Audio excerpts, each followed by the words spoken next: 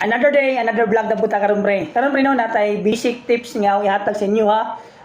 Nga pwede na to gamiton nga mag-DIY ta sa itong mga balay kung kita magpintura no.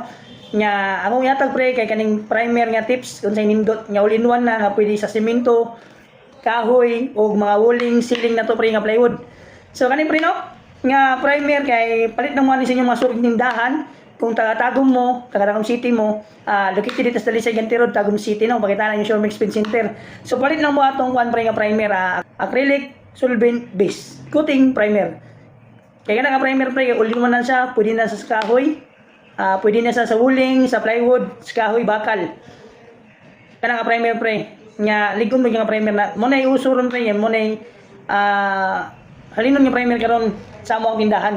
So, kaya nga primer pre, no, kay, recommended coating na siya sa sa smooth finish sa semento, pwede na siya sa rough finish sa semento, pwede na siya sa plywood, pwede mo na siya i-apply. So, ang number of coats na pre kay one coat na ta na pre. Nya mo ta na pre si halo na pre, palitin mo yung reducer. Niya, solvent, acrylic solvent, reducer. So, recoat interval na pre bago miturahan sa atong mga finish kay 4 hours.